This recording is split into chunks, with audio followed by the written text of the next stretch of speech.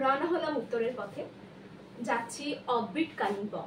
তো তোমাদেরকে এমনভাবে আমি এটাকে প্রেজেন্ট করব যে প্রায় সমস্ত অফবিট প্লেসগুলো আমরা জাস্ট 2 নাইট 3 ডেজের প্ল্যানে কভার আপ করতে পারবো। ঠিক আছে, চলো দেখা যাচ্ছে। যাবো আমি বাসে, কেন কি ট্রেনের টিকিট অবভিয়াসলি পাইনি, তো বাসে যাচ্ছি, এখনই বেরোবো। দেখা। তো আমরা শিলিগুড়ি থেকে বেরিয়ে পড়েছি, এখন যাব কালিম্পংয়ের রাস্তাটা দিয়ে যাব না, সেবকের রোড দিয়ে যাচ্ছি। সেবকের রোড থেকে দুটো রোড চলে গেছে, একটা যাচ্ছে ডাইরেক্ট কালিম্পং, তো ওই রাস্তা দিয়ে আমি যাব না। আমি যাচ্ছি রেলি রোড যেটা হয়, ওটা পানবু হয়ে যেটা যাবে, ওখান দিয়ে যাব, যাতে করে সব সাইট সিনগুলো করে নিতে পারি। এই যে ট্রেন লাইনটা তৈরি হচ্ছে, যেটা যাচ্ছে শিলিগুড়ি পর্যন্ত। আমরা কালীঘাট ড্যাম পেরোলাম।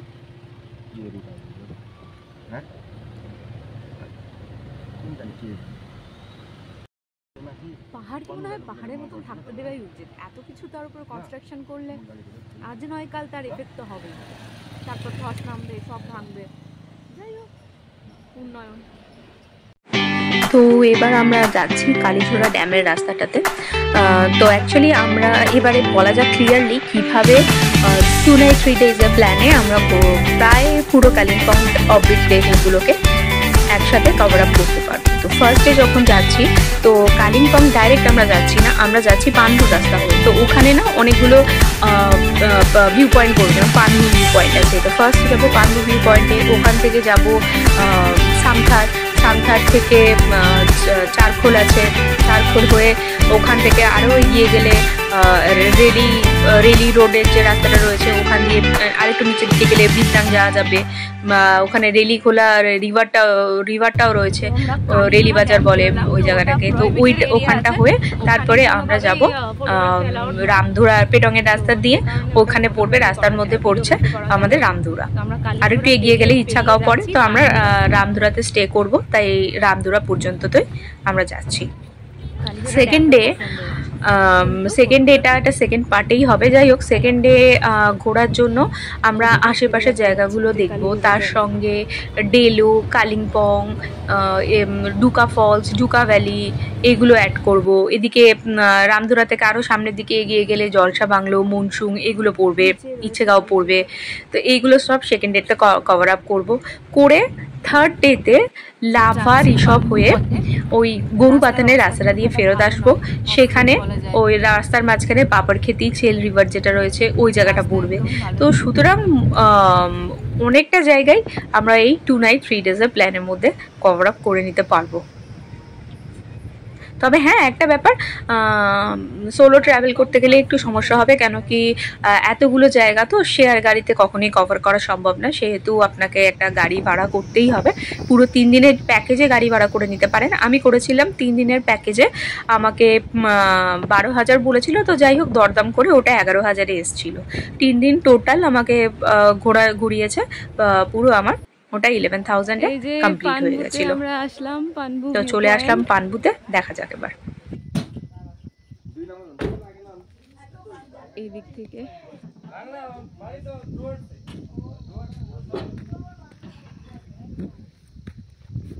এই যে নিচের ভিউটা খুবই সুন্দর, পুরো এখানে কোনো হোটেল ফোটেল হচ্ছে। পাহাড়ে এত হেভি কনস্ট্রাকশন, এই কারণেই এত সমস্যা হয়। নিচে কি সুন্দর গ্রাম, ছোট্ট ছোট্ট গ্রাম, ধাপে ধাপে বাড়ি, আর এই যে দূরে পাহাড়।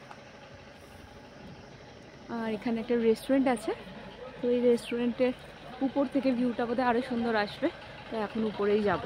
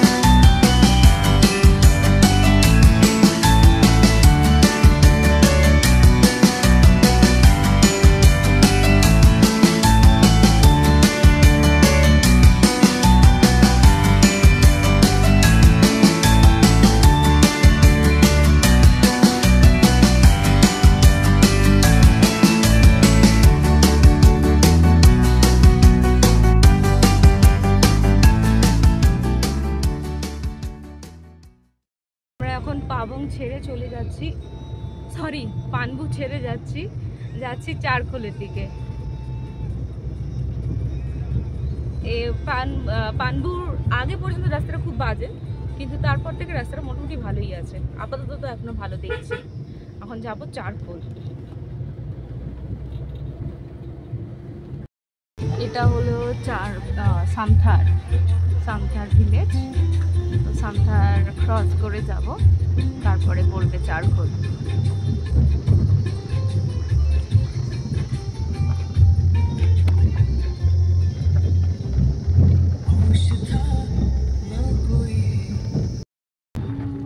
এবার ঢুকছি চারখোল। রাস্তা আবার খুব খারাপ ছিল।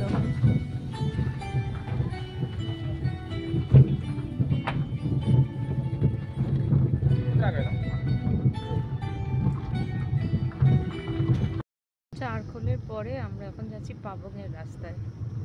তো চারখোল থেকে এগিয়ে এসে দুদিকে দুটো রাস্তা বেঁকে গেছে, একটা গেছে লোলেগাঁও দিকে আর একটা আসছে পাবংয়ের দিকে। তো আমরা ভুল করে লোলেগাঁওর দিকে চলে গেছিলাম, তো আবার অনেকখানি ব্যাক করে ফিরে আসতে হলো।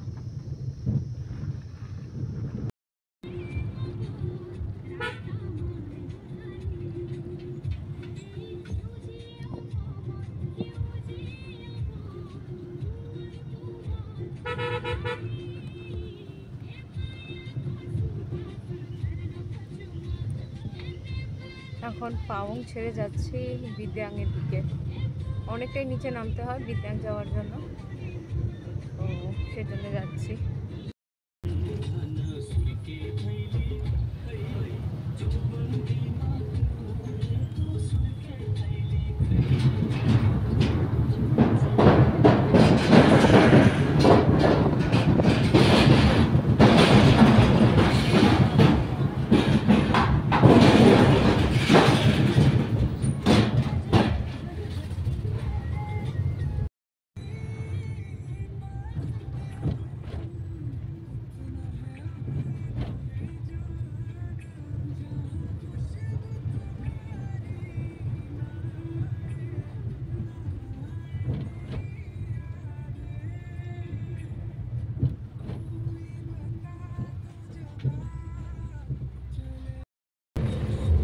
আমরা রেলি বাজার ছেড়ে বেরিয়ে যাচ্ছি এখন আমাদের হোমস্টের দিকে।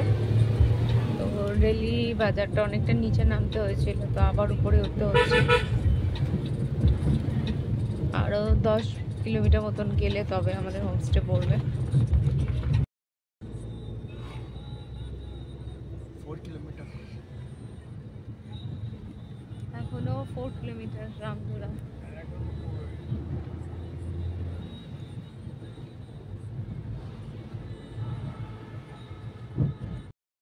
भाई पानबू के बारे भाई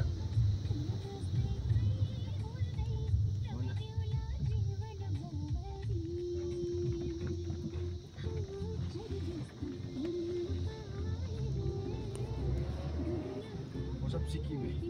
আচ্ছা,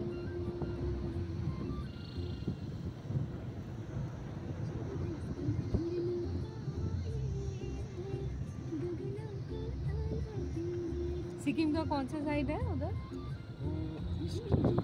इस सिक्किम है उधर।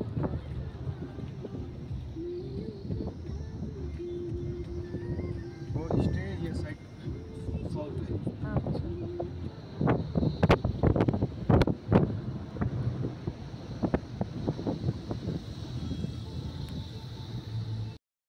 এই ঢুকলাম হোমস্টেতে। আরে যে ঢুকতে না ঢুকতে একবার শুধু গায়ে হাত দিয়েছিলাম, আর বাকিটা ইতিহাস। উনি ঘরে ঢুকে পড়েছেন, একটু পরে বোধহয় বিছানাতেও উঠে যাবেন। যাই হোক, রুম রয়েছে এটা। ভিউটা খুব সুন্দর, এখানে একদম জানলা দিয়ে পুরো ভ্যালি ভিউ আছে। এই হোমস্টেটার নাম হচ্ছে সায়েন্স হোমস্টে। এখান দিয়ে পুরো ভিউটা রয়েছে, তো ফগিও আছে প্লাস রোদও আছে, বুঝতেই পারছি না। পুরো পাহাড়।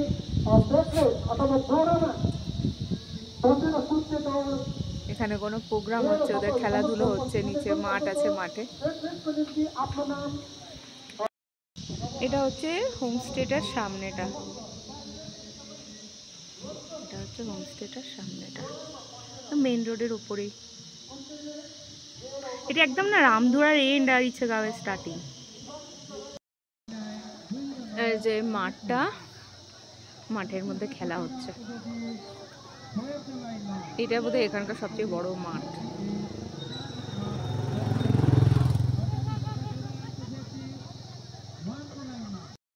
তো এই মাঠটায় চলেই আসলাম। এখানে একটা গোপাল ঠাকুরের মন্দির রয়েছে, আর মাঠে পুরো মেলা বসেছে। শুধু খেলা হচ্ছে তাই না, মেলা বসেছে, প্লাস ফুচকা ফুচকা সব বিক্রি হচ্ছে।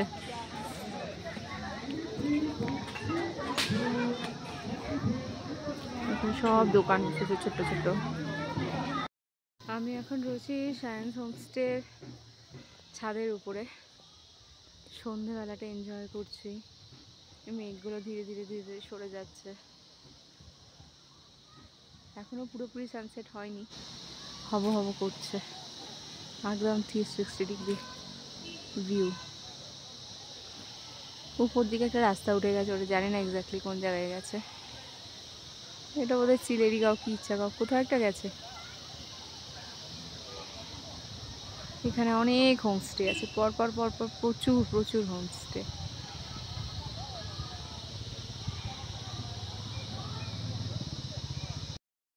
হচ্ছে সন্ধ্যেবেলার ভিউ ব্যালকনি থেকে, দারুণ। সন্ধ্যেবেলা কিন্তু এখানে বেশ ভালো ঠান্ডা পড়ছে।